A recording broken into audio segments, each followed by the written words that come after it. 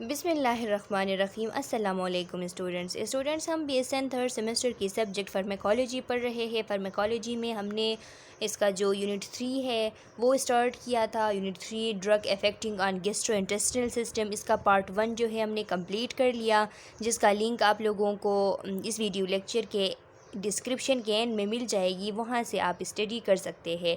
आज का जो हमारा वीडियो लेक्चर है वो इसके पार्ट 2 पे है। अच्छा स्टूडेंट्स, तो पढ़ते हैं इसका पार्ट टू का जो टॉपिक है वो है peptic ulcer disease. Peptic ulcer disease means the sore in the lining of the stomach and the duodenum. An ulcer in the stomach is known as gastric ulcer while that in the first part of the intestine is known as duodenal ulcer. Peptic ulcer students हमने AHN में भी detail से ये study किया है कि ये एक डिज़ीज़ होता है जिसमें हमारे जो एज़ोफेगस होती है उसमें कोई अल्सर हो, स्टमक में कोई अल्सर हो या ड्यूडिनम के में कोई अल्सर हो। इनके लाइनिंग में एज़ोफेगस के, ड्यूडिनम के और स्टमक के लाइनिंग में जब कोई अल्सर बने तो इन तीनों को मिला के इसको हम पेप्टिक अल्सर कहते हैं। और अगर इंडिविजुअली इनका नाम हम ले तो हम कहेंगे एज़ोफिजियल अल्सर, गैस्ट्रिक अल्सर अगर स्टमक में है, और अगर ड्यूडिनम में है तो हम कहेंगे कि ड्यूडिनल अल्सर। और तीनों को मिला के हम कहते हैं कि पेप्टिक अल्सर। अल्सर क्या होती है? एक ज़ख़म को, एक इरोजन जो होती है लाइनिंग में, इसको हम अल्सर बोलते हैं। सिम्टम्स इसकी क्या होती है? Burning pain in the stomach, यहाँ पे स्टमक में बर्निंग पेन होती है। नाजिया वोमिटिंग होती है, नाजिया भी हो सकती है, वोमिटिंग भी। इसके साथ साथ वेट लॉस हो जाता है क्योंकि बंदा जो है न्यूट्रिएंट सही से इंटेक नहीं कर पाता। मेलिना होती है, melaena means the condition in which the stool colour become black. एक ऐसी कंडीशन है इसमें स्टूल के जो कलर होते हैं वो ब्लैक होते हैं क्योंकि जहाँ पे अल्सर बनी होती है वहाँ से ब्लीडिंग हो रही होती है, हिमोरेज हो रही होती है, जिसकी वजह से स्टूल के कलर ब्लैक होते हैं। लॉस ऑफ एपिटाइट, भूख इस बंदे को नहीं लगती जिसकी वजह से इसकी वेट लॉस हो जाती है। यहाँ पे स्टूडेंट्स इस डायग्राम में आप लोगों को गैस्ट्रिक अल्सर दिखाया गया है और गैस्ट्रिक अल्सर से जो जलन होती है वो यहाँ पे आप लोगों को दिखाई गई है। Burning feeling in chest and throat.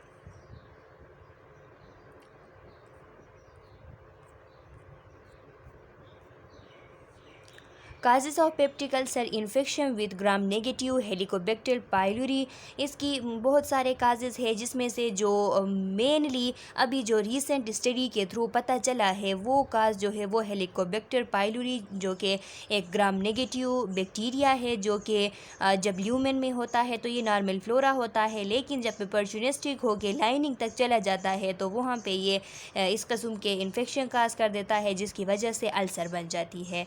Regular use of non steroidal anti inflammatory drug एनसेड, aspirin, diclofenac ETC, या वो लोग जो कि रेगुलरली एनसेड यूज़ करते हैं। एनसेड non steroidal anti inflammatory drugs है। इनको नॉन स्टेरॉइडल हम इसलिए कहते हैं क्योंकि इनके फार्मूले में स्टेरॉइड शामिल नहीं होता और ये इन्फ्लेमेशन को रिड्यूस करने के लिए ड्रग्स होते हैं जो कि जिसमें एस्पिरिन है, डिक्लोफेनिक है और इसके अलावा भी पोनिस्टान हो गया और जो जितने भी दूसरे ड्रग है, डिक्लोफेनिक पोटाशियम हम कहते हैं, डिक्लोफेनिक सोडियम हम कहते हैं, वोरीन के नाम से जो आते हैं। तो ये जितने भी ड्रग्स है ये एनसेड में आती है। इनको अगर कोई बंदा रेगुलरली यूज़ कर रहा है तो उसको पेप्टिक अल्सर के जो है बहुत ज़्यादा चांसेस है, वो रिस्क पे है। अभी स्टूडेंट्स आप लोगों को पता है कि ये जो डिक्लोफेनिक वगैरह होते हैं, बंदे को जब सर में थोड़ा सा भी दर्द होता है तो वो जल्दी से ले लेते हैं, उठा के इनको खा लेते हैं। वो समझते हैं कि ये एनर्जेसिक है। तो ये जो है बहुत ही ज़्यादा इनके एडवर्स इफ़ेक्ट स्टमक से रिलेटेड होते हैं कि ये पेप्टिक अल्सर काज कर देते हैं। ख़ास करके जो गैस्ट्रिक अल्सर होते हैं इनकी वजह से बहुत ज़्यादा गैस्ट्रिक अल्सर होते हैं। अब हमने पढ़ा कि इनकी वजह से होते हैं, तो क्यों होते हैं? क्योंकि ये जाके जो प्रोस्टाग्लैंडिन के पाथवे होते हैं, प्रोस्टाग्लैंडिन किन के थ्रू एंजाइम इसके लिए होता है। प्रोस्टाग्लैंडिन के लिए COX-1 और COX-2 एक एंजाइम होते हैं, साइक्लोऑक्सीजिनेज 1, साइक्लोऑक्सीजिनेज 2, जिस पाथवे को हम साइक्लोऑक्सीजिनेज पाथवे कहते हैं, जिसके थ्रू प्रोस्टाग्लैंडिन बनते हैं। प्रोस्टाग्लैंडिन में से जो प्रोस्टाग्लैंडिन E2 है वो जो COX-1 होता है। COX-1 के थ्रू COX-1 एंजाइम यानी साइक्लोऑक्सीजिनेज 1 एंजाइम के थ्रू PGE2 बनता है, और PGE2 का काम ये होता है कि ये स्टमक के लाइनिंग में जो म्यूकस की सिक्रीशन है उसको स्टिमुलेट करती है, उसको इन्हेंस करती है। तो जब हमने ये जो ड्रग्स हैं एनसेड का लिए तो ये जाके COX-1 को इनहिबिट करती है, जिसकी वजह से PGE2 यानी प्रोस्टाग्लैंडिन E2 नहीं बनते, और जब प्रोस्टाग्लैंडिन E2 नहीं बनते तो म्यूकस की सिक्रीशन बंद हो जाती है। इस वजह से जो है म्यूकस की सिक्रीशन जब बंद हो गई तो क्या होता है, म्यूकस एक प्रोटेक्टिव लेयर बनाता है। अब वो प्रोटेक्टिव लेयर नहीं है तो अब ये जो स्टमक की एसिडिटी है ये अपनी लाइनिंग को डिस्ट्रक्ट कर देती है, जिसकी वजह से अल्सर हो जाती है। सीवियर फिजियोलॉजिकल स्ट्रेस, अगर कोई पेशेंट जो है वो अगर कोई पर्सन सीवियर फिजियोलॉजिकल स्ट्रेस में है, किस तरह stressful condition that may cause peptic ulcer disease include burn, central nervous system trauma, किसी पेशेंट को बर्न हुआ है जिसकी वजह से वो बहुत ही ज़्यादा स्ट्रेस में है, सेंट्रल नर्वस सिस्टम से रिलेटेड कोई ट्रामा वगैरह, कोई सर्जरी हुई है या कोई सीवियर मेडिकल इलनेस उसको है जिसकी वजह से वो बहुत ही ज़्यादा स्ट्रेस में है, इसकी वजह से भी एसिड की सिक्रीशन बहुत ही ज़्यादा इन्हेंस हो जाती है, और उस एसिड की सिक्रीशन के इन्हेंस होने की वजह से गैस्ट्रिक अल्सर या पेप्टिक अल्सर जो है वो काज होते हैं। दिस रिज़ल्ट इन, अब इनकी वजह से क्या होता है, increase hydrochloric acid secretion, hydrochloric acid secretion increase हो जाती है।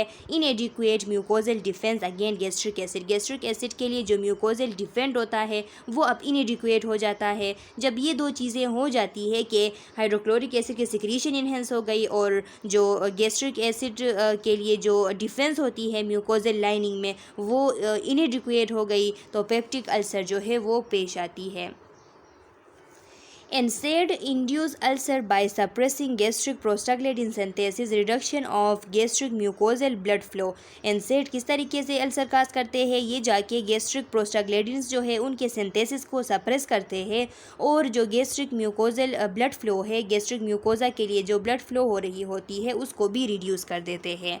यहाँ पे आप देख सकते हैं स्टूडेंट्स के NSAID जो है वो यहाँ पे NSAID की इंटेक हो गई तो ये जो COX-1 साइक्लोऑक्सीजिनेज 1 एंजाइम है ये इस पाथवे के थ्रू प्रोस्टाग्लैंडिन बनते हैं, इसको इनहिबिट करता है। जब ये इनहिबिट हो जाती है तो प्रोस्टाग्लैंडिन डिक्रीज़ हो जाती है, इनकी सिंथेसिस डिक्रीज़ हो जाती है। जब इनकी सिंथेसिस डिक्रीज़ हो जाती है तो पेप्टिक अल्सर डिजीज़ जो है वो बहुत ही ज़्यादा बहुत ही तेज़ी से बनने स्टार्ट होते हैं, जिनमें गैस्ट्रिक जो अल्सर है वो बहुत ज़्यादा कॉमन है as compare to duodenal ulcer. अब इसके अलावा हेलिकोबैक्टर पाइलोरी है, ये जब इसके स्टमक के लाइनिंग तक पहुंच जाती है तो ये क्रोनिक एक्टिव गैस्ट्राइटिस काज करती है, यहाँ पे क्रोनिक इन्फेक्शन काज करती है, जिस इन्फेक्शन की वजह से पेप्टिक अल्सर डिजीज़ हो जाती है, और ये जो ड्यूडिनल अल्सर है वो बहुत ज़्यादा होते हैं as compare to gastric ulcer. तो आपने ये भी याद रखने हैं। MCQs ऐसी बन सकती है कि हेलिकोबैक्टर पाइलोरी की वजह से जो पेप्टिक अल्सर होते हैं उनमें से कौन से ज़्यादा है, तो आपको पता होना चाहिए कि इसमें से जो ड्यूडिनल अल्सर होते हैं वो ज़्यादा तेज़ी से होते हैं, और NSAID की वजह से जो अल्सर होते हैं वो गैस्ट्रिक अल्सर ज़्यादा तेज़ी से होते हैं। Certain prostaglandins such as PGE2 and PGI2 inhibit gastric secretion and help protect the stomach mucosa by stimulating gastric mucus secretion। जो सर्टेन प्रोस्टाग्लैंडिन्स है जिनमें PGE2 और PGI2 शामिल है वो क्या करते हैं, गैस्ट्रिक सिक्रीशंस जो है उसको इनहिबिट करते हैं और स्टमक की म्यूकोजा की प्रोटेक्शन करते हैं, इसमें म्यूकस की सिक्रीशन करते हैं जिसकी वजह से ये प्रोटेक्ट हो जाते हैं। Currently only misoprostol Cytotec is available for clinical use. अभी करेंटली एक ड्रग है जो कि प्रोस्टाग्लैंडिन के सिक्रीशन को इंक्रीज़ करने के लिए यूज़ होती है, इसका नाम मीसोप्रोस्टोल है जो कि ब्रांड नेम साइटोटेक के नाम से अवेलेबल है। Treatment of peptic ulcer. अब पेप्टिक अल्सर की ट्रीटमेंट हम किस तरीके से करेंगे? Eradicating the H pylori infection. हम ये जो हेलिकोबैक्टर पाइलोरी है उसका ख़ात्मा कर सकते हैं। इसके इन्फेक्शन का अगर हम ख़ात्मा कर ले तो पेप्टिक अल्सर ठीक हो सकती है।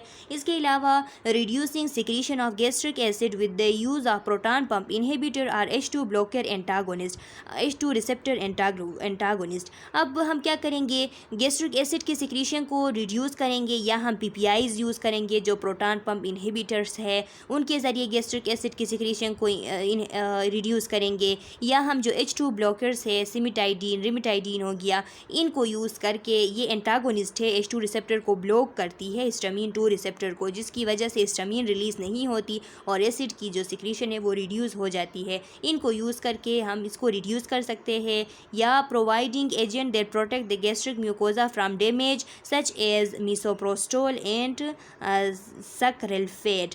या हम इस तरह के एजेंट यूज़ कर सकते हैं जो कि गैस्ट्रिक म्यूकोजा की प्रोटेक्शन करे, उसको डैमेज होने ना दे, जिनमें मिसोप्रोस्टोल शामिल है, जिसे हमने कहा कि साइटोटेक के नाम से आता है, जो कि म्यूकस के सिक्रीशन को, प्रोस्टाग्लैंडिन को इंक्रीज़ करता है, और प्रोस्टाग्लैंडिन जब इंक्रीज़ होते हैं तो म्यूकस की सिक्रीशन इंक्रीज़ होती है। और सक्रेल्फेट जो है ये एक ऐसी ड्रग होती है जो कि इंटरनल कोटिंग करती है। ये फिज़िकल इसका एक्शन होता है इंटरनल, ये इस तरह जो लाइनिंग है स्टमक के उसको ये एक लाइनिंग को कवर करती है, कोटिंग करती है, जिसकी वजह से जो गैस्ट्रिक एसिड है वो लाइनिंग तक नहीं पहुंच पाती, एक बैरियर बन जाती है सक्रेल्फेट जो है। Neutralising gastric acid with non absorbable antacid. हम एंटासिड दे सकते हैं जो कि जाके जो गैस्ट्रिक एसिड है उसको न्यूट्रलाइज करते हैं, उसके साथ न्यूट्रलाइजेशन रिएक्शन के थ्रू उसको न्यूट्रलाइज करते हैं। Drugs for peptic ulcer and GERD, gastroesophageal reflux disease. अब वो ड्रग्स जो कि पेप्टिक अल्सर और गर्ड के लिए यूज़ होते हैं तो उनमें एंटासिड है जो कि एसिडिटी को न्यूट्रलाइज करती है। इसके अलावा म्यूकोजल प्रोडक्टिव एजेंट है जिसका हमने साइटोटेक का बताया या सक्रेल्फेट का बताया कि ये इंटरनल कोटिंग प्रोवाइड करती है। इसके अलावा प्रोटॉन पंप इनहिबिटर्स है जो कि प्रोटॉन पंप को ब्लॉक करती है, जिससे जो हाइड्रोजन आयन थे, जो क्लोरीन थी, उसकी जो है वो रिलीज़ नहीं होते, और जब वो रिलीज़ नहीं होते तो फिर HCl की रिडक्शन हो जाती है। या H2 रिसेप्टर एंटागोनिस्ट हम दे सकते हैं जो कि हिस्टामीन के रिसेप्टर को ब्लॉक करती है, फिर हिस्टामीन अपना फंक्शन नहीं कर पाती। या हम प्रोस्टाग्लैंडिन्स दे सकते हैं। प्रोस्टाग्लैंडिन जब देंगे तो ये और प्रोस्टाग्लैंडिन्स जो है ड्रग के फॉर्म में मौजूद होती है, ये जाके म्यूकस की सिक्रीशन को इन्हेंस करती है। एंटी माइक्रोबियल दे सकते हैं ताकि H पाइलोरी जो है वो एराडिकेट हो। Drug which neutralize acid antacid. अब वो ड्रग्स जो कि एसिडिटी को न्यूट्रलाइज करते हैं जिन्हें हम एंटासिड कहते हैं। Antacid attempt chemically neutralize stomach acid. This drug contain a base such as carbonate और hydroxide combined with aluminium, magnesium और कैल्शियम। एंटासिड जो है वो केमिकली न्यूट्रलाइज करती है, जो स्टमक की एसिडिटी होती है उसको केमिकली न्यूट्रलाइज करती है। और ये ड्रग्स जो होते हैं ये असल में बेस होते हैं, बेस इनमें होता है या तो कार्बोनेट या तो हाइड्रोक्साइड इनमें होता है। इसके साथ साथ वो मिक्स होते हैं या तो एल्युमिनियम या तो मैग्नीशियम या कैल्शियम के साथ। The base combine with access hydrogen ion in the stomach and दस इंक्रीज द pH। ये बेसिस जाके जो हाइड्रोजन आयन है, जो हाइड्रोजन आयन यानी एसिडिटी की वजह से इंक्रीज़ हुई है, तो उनके साथ जाके बाइंडिंग बनाती है, कंबाइन हो जाते हैं और इस कम्बिनेशन के थ्रू pH को इंक्रीज़ कर देते हैं यानी बेसिसिटी की तरफ ले जाते हैं। Antacid plus hydrochloric acid क्या बनाता है? साल्ट प्लस वाटर बनाता है। जब एंटासिड की रिएक्शन हो जाती है HCl से तो फिर क्या बनता है? साल्ट और वाटर बन जाती है। फॉर एग्ज़ाम्पल यहाँ पे स्टूडेंट्स दिया गया है कि यहाँ पे जो एल्युमिनियम हाइड्रोक्साइड है इसके साथ HCl जो है वो रिएक्ट कर लेती है, तो रिज़ल्ट में क्या बनता है? इसके रिज़ल्ट में रिज़ल्ट में अल्युमिनियम क्लोराइड यानी एक साल्ट है और इसके साथ वाटर जो है वो रिलीज़ हो जाती है। मैग्नीशियम हाइड्रोक्साइड के साथ जब HCl की रिएक्शन होती है तो इसके रिज़ल्ट में मैग्नीशियम क्लोराइड इसके साथ साथ वाटर भी रिलीज़ हो जाती है। इसी तरह जो कैल्शियम कार्बोनेट है इसके साथ अगर HCl की सिक्रीशन हो जाती है तो कैल्शियम क्लोराइड बनती है और इसके साथ साथ वाटर और कार्बन डाइऑक्साइड जो है वो रिलीज़ हो जाते हैं। अब इनकी एडवर्स इफ़ेक्ट को अगर हम देखें तो इनकी एडवर्स इफ़ेक्ट में लिखा है constipation is common side effect associated with the aluminium containing antacid whereas diarrhoea often occur with the magnesium containing preparation. अब हमारे साथ जो प्रिपरेशन मौजूद है वो अगर एल्युमिनियम कंटेनिंग है तो उनकी साइड इफ़ेक्ट ये हो सकती है, उनकी एडवर्स इफ़ेक्ट ये हो सकती है कि वो कॉन्स्टिपेशन काज करते हैं, और अगर मैग्नीशियम कंटेनिंग प्रिपरेशन है तो उनकी वजह से डायरिया काज होता है। ये एक बहुत ही अहम पॉइंट है MCQs के लिए कि आप लोग को MCQs बन सकती है कि मैग्नीशियम कंटेनिंग एंटासिड काज, तो ऑप्शन में डायरिया भी होगी, कॉन्स्टिपेशन भी होगी, तो आपको पता होना है कि ये डायरिया है। और इसी तरह MCQs बन सकती है कि एल्युमिनियम कंटेनिंग एंटासिड काज, तो उसमें कॉन्स्टिपेशन भी होगी और डायरिया भी होगी, तो आपने कॉन्स्टिपेशन आप लोगों को पता होना है। Mechanism of action of antacid. अब एंटासिड की मैकेनिज़्म ऑफ एक्शन अगर हम देख ले तो they achieve their effect bye neutralising gastric acid.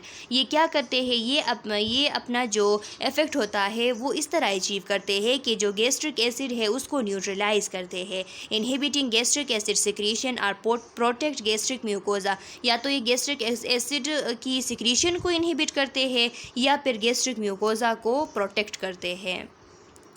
Indication हम कौन कौन से कंडीशन ऐसे है जिनके लिए एंटासिड दे सकते हैं, तो लिखा है इंडाइजेशन, जब बदहज़मी हो रही हो, रिफ्लक्स एजोफेजाइटिस, स्टमक के कंटेंट जो है वापस एजोफेगस में आते हैं जिसकी वजह से एजोफेगस के लाइनिंग में इन्फ्लेमेशन होती है, तो उस कंडीशन के लिए दे सकते हैं। Pain and burning with peptic ulcer, जिनको पेप्टिक अल्सर हो और उसके साथ साथ पेन और बर्निंग महसूस हो रही हो तो उसके लिए दे सकते हैं। पेप्टिक अल्सर को ट्रीट करने के लिए हम दे सकते हैं ताकि मज़ीद एसिडिटी की वजह से जो पेप्टिक अल्सर है वो डिटोरिएट ना हो, तो इसलिए हम एंटासिड एडमिनिस्टर करते हैं। Mucosal protective agent, drug which provide a physical barrier. Mucosal protective agent वो ड्रग्स होते हैं स्टूडेंट्स जो कि फ़िज़िकल ये प्रोटेक्शन, फ़िज़िकल बैरियर प्रोवाइड करते हैं, जैसा कि सक्रेल्फेट है, अल्सेनिक के नाम से आता है, और बिस्मथ सब सेलिसिलेट है। ये 2 कंपाउंड्स है जो कि म्यूकोजल प्रोटेक्टिव एजेंट है, आपने याद रखनी है। साइटोप्रोटेक्टिव कंपाउंड, ये साइटोप्रोटेक्टिव कंपाउंड होते हैं। साइटोप्रोटेक्टिव मीन्स के जो स्टमक के सेल्स होते हैं, जो लाइनिंग के म्यूकोजल सेल्स होते हैं, उनकी प्रोटेक्शन करते हैं। Enhance mucosal protection mechanism preventing mucosal injury, reducing inflammation and healing existing ulcer. ये क्या करते हैं, जाके म्यूकोजल प्रोटेक्शन मैकेनिज्म इनका होता है, म्यूकोजा लेयर की प्रोटेक्शन करते हैं, म्यूकोजल इंजरी को प्रिवेंट करते हैं, इंजरी होने नहीं देते, एसिड के लिए बैरियर बन जाते हैं। इसके वजह से जो इन्फ्लेमेशन हो रही थी वो रिड्यूस हो जाती है, और जो अल्सर थे, पहले से अल्सर जो हील हो रहे थे, एग्जिस्टिंग जो अल्सर थे उनकी हीलिंग स्टार्ट थी, वो उनकी हीलिंग जो है वो हो जाती है। सक्रेल्फेट केराफेट के नाम से भी आता है और सल्क्रेट के नाम से भी आता है, ये इसके ब्रांड नेम है। Sucralfate is a disaccharide that exert a cytoprotective effect on the stomach mucosa. Sucralfate जो है एक डाइसेकेराइड है जो कि इसका साइटोप्रोटेक्टिव इफेक्ट इसका होता है, स्टमक के म्यूकोजा की प्रोटेक्शन करती है। Sucralfate may form a protective gel that adhere to ulcer, ये एक प्रोटेक्टिव जेल बनाती है जो कि जाके अल्सर के साथ चिपक जाती है, एंड शील्ड देम, और उनको शील्ड करती है from the content of the stomach, उनको शील्ड करती है और उनको स्टमक के जो एसिड है उसके कंटेंट से हिफाजत करती है, एक बैरियर बन जाती है।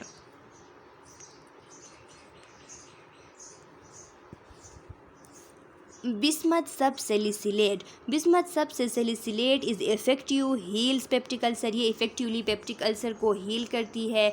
स्टूडेंट्स इसको हम बिस्मथ कंपाउंड भी इनको कहते हैं। ये मुख्तलिफ़ किस्म के कंपाउंड होते हैं। इनकी जो इफ़ेक्टिवनेस है वो ज़्यादातर इसलिए होती है कि इनको बहुत इफ़ेक्टिव जाना जाता है। वो इसलिए होता है कि इनमें बैक्टीरियोसिडल एक्शन भी होता है। जो बिस्मथ कंपाउंड जितने भी है इनमें बैक्टीरियोसिडल एक्शन होता है, जो कि जो gram negative bacterium H pylori है उसको किल करने की ये सलाहियत रखते हैं। इनका जो मैकेनिज़्म ऑफ एक्शन होता है वो कम्प्लेक्स होता है और इस तरह से होता है कि जाके जो प्रोटीन होते हैं और सेल वॉल होती है बैक्टीरिया के अंदर, एच पाइलोरी के अंदर, उसके सिंथेसिस को, प्रोटीन और सेल वॉल के सिंथेसिस को इनहिबिट करते हैं, उनके मेम्ब्रेन के फंक्शन को इनहिबिट करते हैं और उनमें जो एटीपी सिंथेसिस होती है उसको भी इनहिबिट करते हैं। इस तरीके से वो जो बैक्टीरिया है वो किल हो जाता है।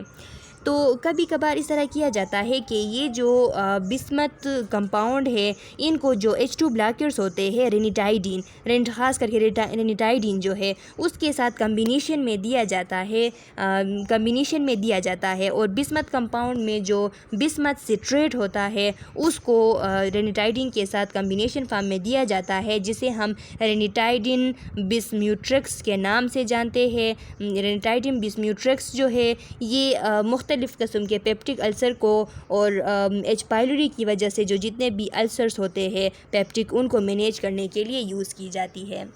तो इसी वजह से लिखा है कि ये पेप्टिक अल्सर को इफ़ेक्टिवली हील करती है। इसका माइक्रोबिसिडल एक्शन होता है। मैंने आप लोगों को बताया कि इसका बैक्टीरियसिडल एक्शन है। Inhibit the activity of pepsin, ये पेप्सिन की एक्टिविटी को भी इनहिबिट करता है, क्योंकि पेप्सिन जो है वो जब एसिडिटी बहुत ही ज़्यादा हो जाती है स्टमक में तो पेप्सिन जो है वो अपने ही लाइनिंग पे, स्टमक की लाइनिंग पे एक्ट करना स्टार्ट कर देती है, उनको डाइजेस्ट करना स्टार्ट कर देती है। तो ये जाके क्या करते हैं, पेप्सिन की एक्टिविटी को इनहिबिट कर देते हैं, एक बैरियर बन जाते हैं।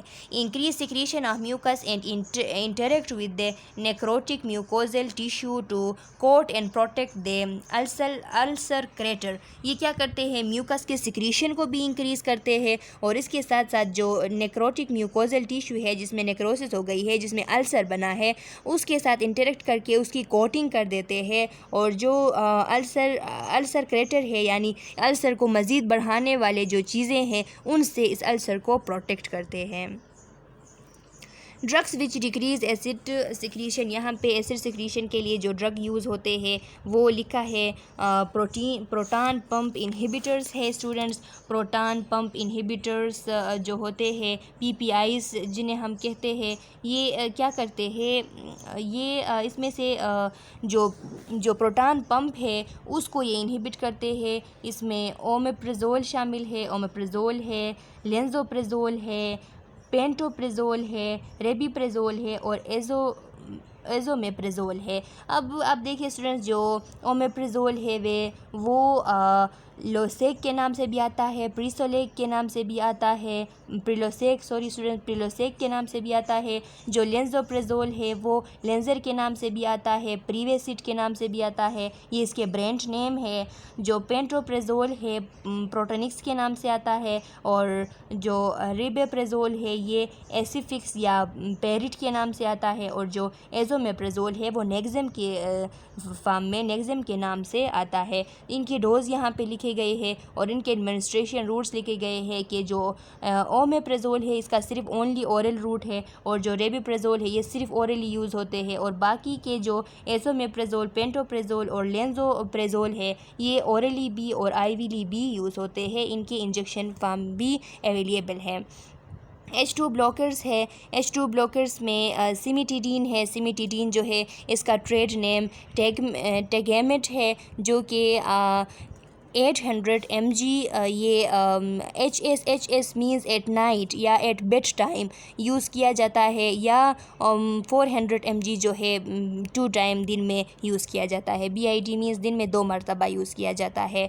रेनिटाइडिन है जो कि जेंटेक के नाम से आता है, ट्रेड नेम इसका जेंटेक है, जो कि 300 mg या तो 300 mg ये बेड टाइम पे यूज़ किया जाता है, सोते वक्त यूज़ किया जाता है, या 150 mg जो है दिन में 2 मरतबा यूज़ किया जाता है।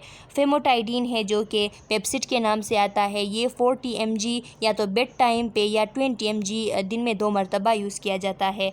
नेज़ेटाइडीन है जो कि एजिड के नाम से आता है, ये 300 mg बेड टाइम पे या 150 mg दिन में 2 मरतबा यूज़ किए जाते हैं। Proton pump inhibitors. अच्छा students, proton pump inhibitors PPIs drugs inhibit the hydrogen potassium ATPase enzyme responsible for secreting acid from gastric parietal cell of the stomach। PPIs जो है ये जो प्रोटॉन पंप होता है जिसे हम हाइड्रोजन पोटाशियम ATPase एंजाइम भी कहते हैं, उसको इनहिबिट कर देते हैं, जिसकी रिस्पॉन्सिबिलिटी ये होती है कि जो गैस्ट्रिक पेराइटल सेल होते हैं उससे एसिड की सिक्रीशन कर देती है। अब ये जब इनहिबिट होगी, ये जब ब्लॉक होगी तो स्टमक के जो पेराइटल सेल है वहाँ से एसिड की सिक्रीशन जो है वो बंद हो जाएगी। इनके कॉमन एडवर्स इफ़ेक्ट क्या है? हेडेक हो सकती है, नाज़िया हो सकती है, डायरिया हो सकती है, एब्डोमिनल पेन हो सकती है, फैटीग यानी थकावट हो सकती है, डिजीनेस चक्कर आ सकते हैं और कॉन्स्टिपेशन भी हो सकती है।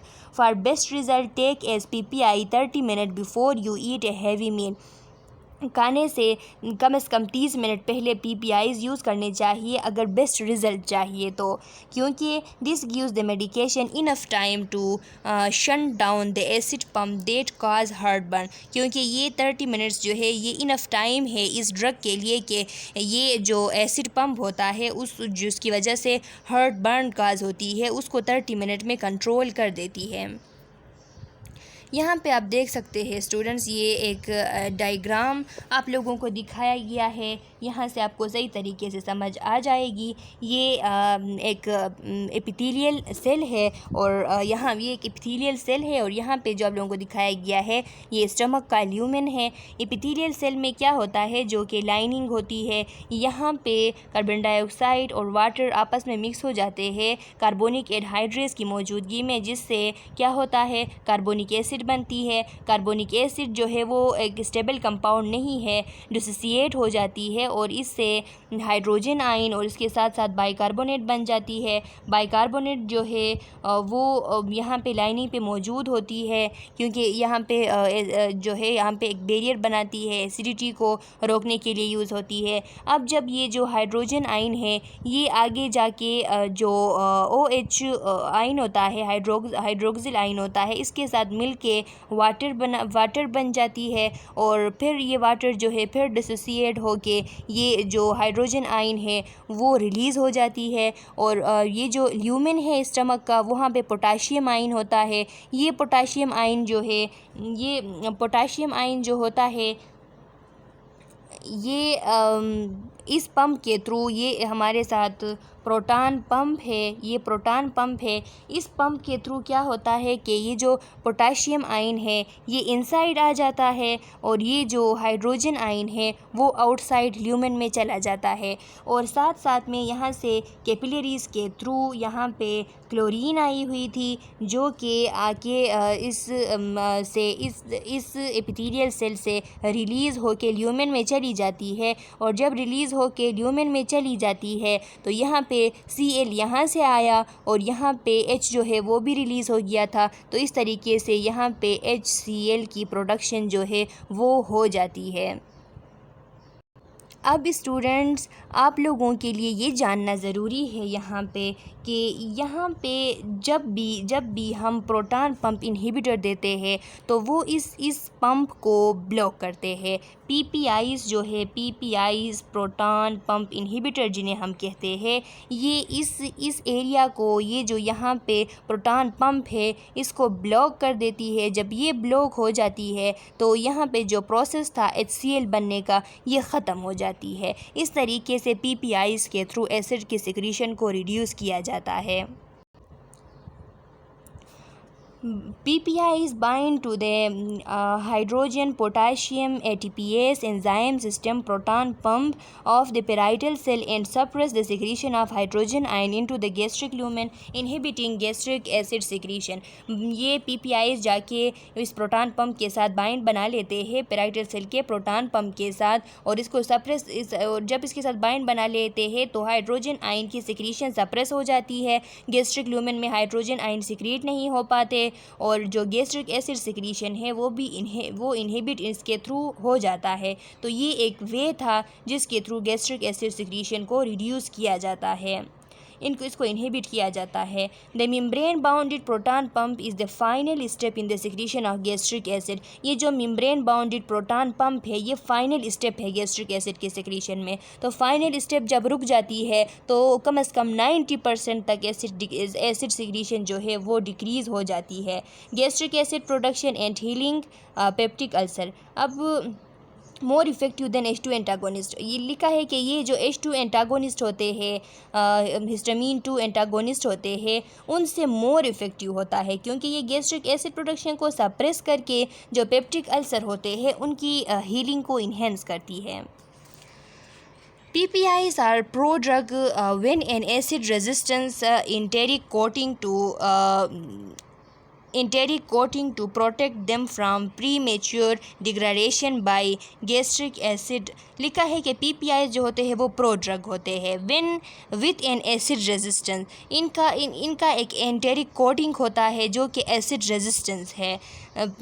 इनको वो एंटेरिक कोटिंग जो है इनको प्रोटेक्ट करता है, प्रोटेक्ट करके, क्योंकि अगर वो एंटेरिक इसका जो ऊपर कोटिंग है वो कोटिंग अगर ना हो तो इसकी डिग्रेडेशन हो जाती है गैस्ट्रिक एसिड की वजह से। तो इस वजह से PPIs जो है उनके जो फार्मूला होता है उसके ऊपर एक एंटेरिक कोटिंग इसका होता है जो कि इंटेस्टीन में जब पहुंच जाता है ड्यूडेनम में तो वहाँ पे खुल जाती है। आप लोगों ने देखे होंगे स्टूडेंट्स एज़ोमेप्राज़ोल के जो ऊपर जो कोटिंग होते हैं जो कैप्सूल होते हैं, तो उन्हीं की बात कर रहा है। जिस coating is removed in the duodenum में जाके ये रिमूव हो जाती है and the prodrug is absorbed and transported to the parietal cell. और ये प्रो ड्रग जो है ये एब्जॉर्ब होकर पैराइटल सेल तक पहुँच जाती है। प्रो ड्रग अगर आप लोगों को याद नहीं है तो आप लोगों को बताती चलूँ कि जो स्टार्ट में जो एडमिनिस्टर करते वक्त इनएक्टिव फॉर्म में ड्रग होते हैं जो कि बाद में अंदर जाके बॉडी के अंदर जाके एक्टिव फॉर्म में कन्वर्ट होते हैं, उनको हम प्रो ड्रग कहते हैं। There it is converted to the active form. ये पैराइटल सेल में पहुंचकर वहाँ पे एक्टिव फॉर्म में कन्वर्ट होता है which form A stable covalent bond with H hydrogen potassium ATPase। फिर वह जब एक्टिव फॉर्म में कन्वर्ट होता है तो हाइड्रोजन पोटाशियम ATPase यानी जो प्रोटॉन पंप है उसके साथ स्टेबल कोवेलेंट बॉन्ड बना लेती है। It take about 18 hours for the enzyme to be resynthesize. ये उस एंजाइम को ब्लॉक करती है और उस एंजाइम को दोबारा बनने में 18 आवर्स लगते हैं। इसीलिए दिन में सिर्फ एक मरतबा जो है, ज़्यादातर डॉक्टर्स लिखते हैं कि सिर्फ एक मरतबा एक एज़ोमेप्राज़ोल जो है वो यूज़ करें बिफ़ोर ईटिंग या बिफ़ोर ब्रेकफास्ट।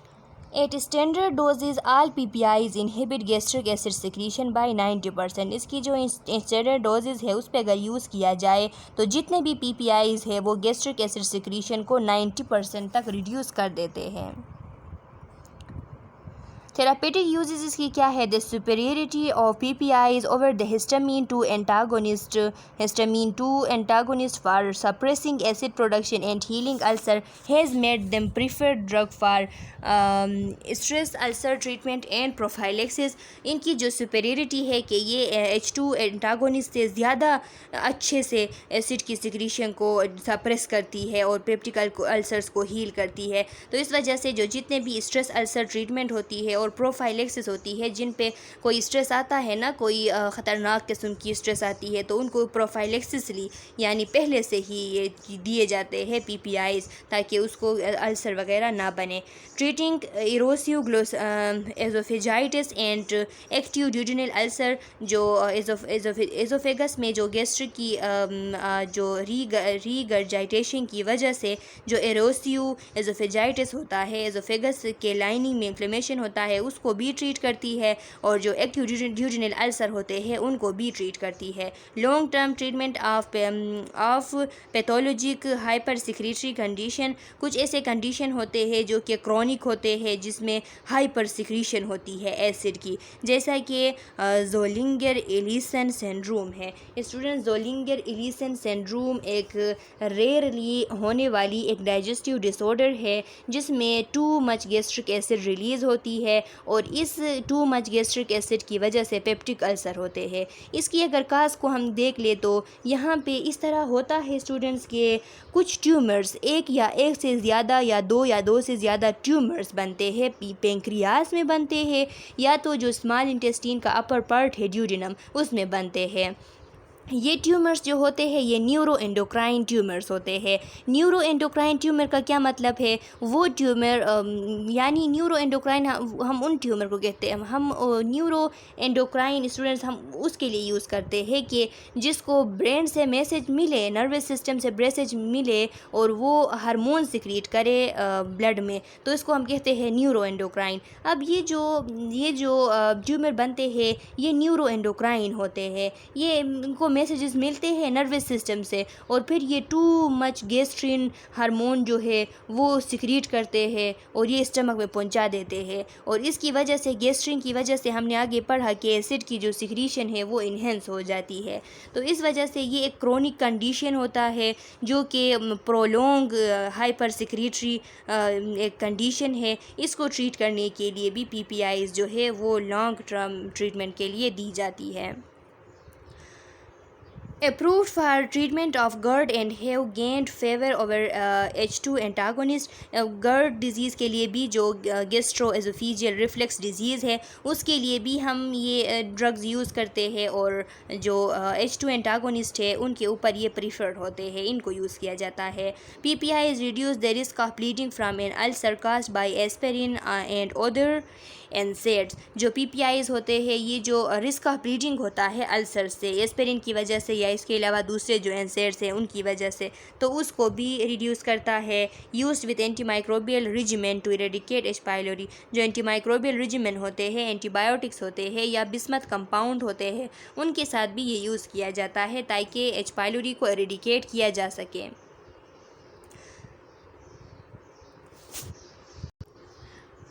अच्छा स्टूडेंट्स, अब हम mechanism of action of H2 blockers देख लेते हैं। Histamine stimulate specific receptor on stomach parietal cell to increase gastric acid secretion. हमें पता है कि हिस्टामीन की वजह से कुछ रिसेप्टर्स जो है पेराइटल सेल पे वो स्टिमुलेट होते हैं जो कि गैस्ट्रिक एसिड सिक्रीशन को इन्हेंस करते हैं। These histamine receptor are classified as H2 receptor. इन हिस्टामीन रिसेप्टर्स को हम H2 रिसेप्टर्स कहते हैं, हिस्टामीन 2 रिसेप्टर कहते हैं। H2 receptor antagonists are blockers prevent the histamine activated release of gastric acid। ये H2 एंटागोनिस्ट या H2 ब्लॉकर जिन्हें हम कहते हैं, ये ड्रग्स क्या करते हैं, ये जाके हिस्टामीन की जो एक्टिवेशन है उसको प्रिवेंट करते हैं, और जब उसको प्रिवेंट करते हैं तो गैस्ट्रिक एसिड की जो सिक्रीशन है वो भी रिड्यूस हो जाती है। साइड इफ़ेक्ट इसकी क्या हो सकती है? हेडेक हो सकता है, नोज़िया हो सकती है, डायरिया हो सकती है, एब्डोमिनल पेन, डिजीनेस और कॉन्स्टिपेशन हो सकते हैं। Cimetidine has been associated with gynaecomastia, breast enlargement in men and anti-androgenic properties। Cimetidine है, इसके लिए ये कहा जाता है कि इस सिमिटाइडिन के साथ ऐसा होता है कि जो मेन होते हैं उनमें कुछ एडवर्स इफ़ेक्ट इसके होते हैं कि उनके ब्रेस्ट जो है वो स्वालन हो जाते हैं, इनलार्ज हो जाते हैं, जिसे हम गायनिकोमेस्टिया कहते हैं, और उनमें कुछ जो एंड्रोजेनिक प्रॉपर्टीज़ होते हैं उनमें भी फ़र्क आ जाता है, उनमें प्रॉब्लम्स होती है। एंड्रोजेनिक प्रॉपर्टीज़ किसे कहते हैं स्टूडेंट्स? जो ये एंड्रोजेनिक प्रॉपर्टीज़ मेन के लिए, मेल लोगों के लिए क्रूशियल होते हैं, उनके सेक्सुअल और उनके रिप्रोडक्टिव फंक्शन के लिए क्रूशियल होते हैं, और इसके साथ साथ उनके बोन और मसल की डेवलपमेंट के लिए भी क्रूशियल होते हैं। तो इनमें प्रॉब्लम काज होती है H2 ब्लॉकर्स यानी सिमिटाइडिन की वजह से। स्टूडेंट्स यहाँ पे अब H2 ब्लॉकर्स जो है उनकी मैकेनिज़्म ऑफ एक्शन की अगर बात करें तो हमने कुछ स्लाइड्स पहले भी पढ़ लिया था कि ये जो सिमिटाइडिन या H2 ब्लॉकर्स जितने भी है ये आके ये जो रिसेप्टर मौजूद होता है H2 रिसेप्टर इसके साथ बाइंड बना लेती है, और जब इसके साथ बाइंड बना लेती है तो ये आगे एडिनाइल साइक्लेज एंजाइम जो है इसको इन्हेंस करती है। एडिनाइल साइक्लेज एंजाइम जो है वो कन्वर्ट करती है ATP को CAMP में, मींस के इसको कन्वर्ट करती है साइक्लिक एडिनोसिन मोनोफास्फेट में। जब ये कन्वर्ट हो जाती है तो इस एक्शन के थ्रू जो प्रोटीन है, काइनेस प्रोटीन है, ये एक्टिवेट हो जाती है, और जब काइनेस प्रोटीन एक्टिवेट हो जाती है तो ये आगे जो प्रोटॉन पंप है इसको स्टिमुलेट करती है, और जब प्रोटॉन पंप स्टिमुलेट हो जाती है तो यहाँ से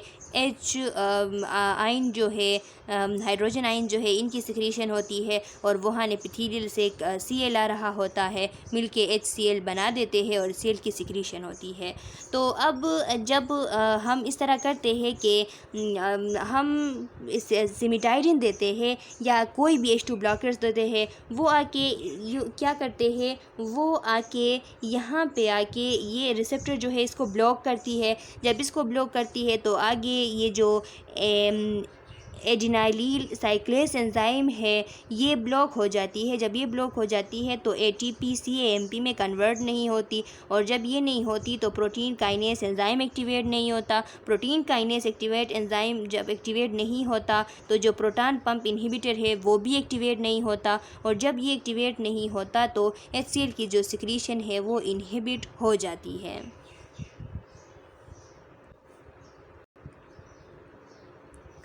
H2 receptor blocker antagonist therapeutic uses, इनको हम पेप्टिक अल्सर के लिए यूज़ कर सकते हैं, एक्यूट स्ट्रेस अल्सर के लिए भी यूज़ कर सकते हैं, और गैस्ट्रोएसोफेजियल रिफ्लक्स डिजीज़ GERD जो है इसके लिए भी यूज़ कर सकते हैं। अच्छा स्टूडेंट्स, इसके बाद प्रोस्टाग्लैंडिन्स है वो हम नेक्स्ट वीडियो लेक्चर में पढ़ेंगे। इस वीडियो लेक्चर के लिए इतना ही काफ़ी है। अगर आप लोगों का कोई क्वेश्चन है, इसमें किसी जगह पे समझ नहीं आई, कोई कन्फ्यूजन है, तो कमेंट सेक्शन में अपना क्वेश्चन डाल ले। मैं नेक्स्ट वीडियो लेक्चर में आप लोगों के क्वेश्चन का आंसर करूँगी। तब तक के लिए अल्लाह हाफिज़।